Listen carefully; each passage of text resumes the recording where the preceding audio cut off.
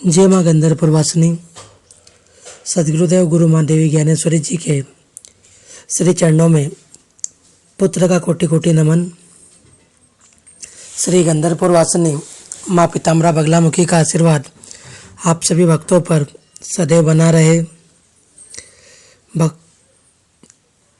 आज हम जानेंगे साधना का अर्थ क्या है और साधक को क्या क्या करना चाहिए। भक्तजनों, साधना का अर्थ स्वयं को पूर्ण रूप से किसी कार्य में समर्पित कर देना होता है। साधना का अर्थ होता है कि जो कार्य हम कर रहे हैं वो तब तक करते रहे जब तक वो सफल नहीं होता।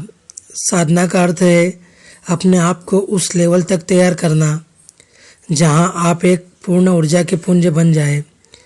आजकल साधना के नाम पर केवल और केवल मन को बहलाने की बातें होती है। मुझे बड़ा आश्चर्य होता है, कई साधक हमारे पास आते हैं और बोलते हैं कि ऐसी कोई साधना बताए जिससे मेरा कार्य सफल हो जाए या फिर मुझे धन और संपत्ति में लाभ मिले, फिर मेरे पास कोई सिद्धि आ जाए।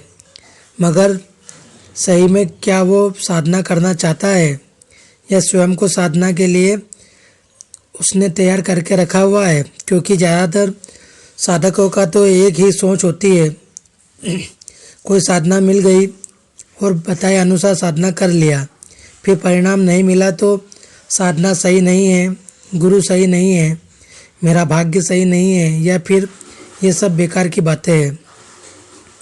वास्तव में साधक का मतलब ही परिश्रम होता है और साधना का मतलब ही लक्ष्य की प्राप्ति होती है। जब तक आपको अपनी इष्ट सिद्धि नहीं मिलती तब तक साधना में लगे रहने से ही साधना में सफलता मिलती है। केवल स्वप्न देखने से तो कभी सफलता नहीं मिलती।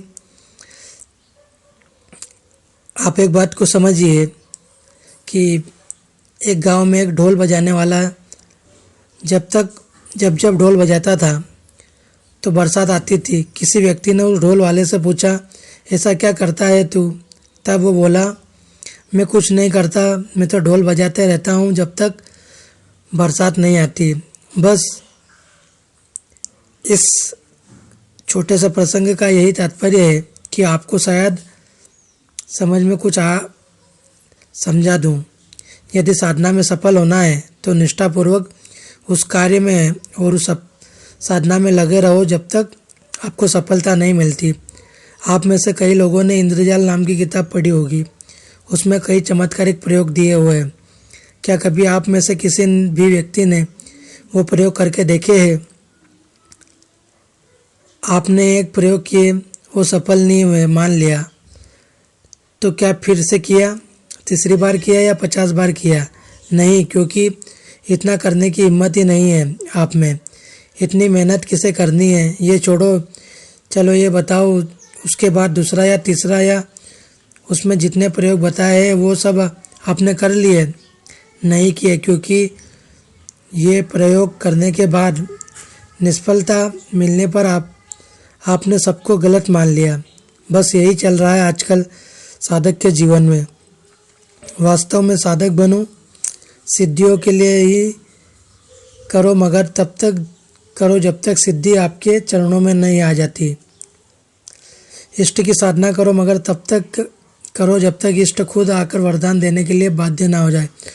आप सब लोगों ने देखा होगा, आजकल टीवी पर बहुत सी सीरियल आती है जिसमें दानवों को तप करता दिखाया जाता है। वो दिन रात साधना करते हैं और जब तक उनके आराध्य विवश नहीं हो जाते उन्हें वरदान देने के लिए, तब तक साधना करते हैं। वो दानव तब भी इतने लगन से साधना करते हैं। हम उनसे ही कुछ सीख ले।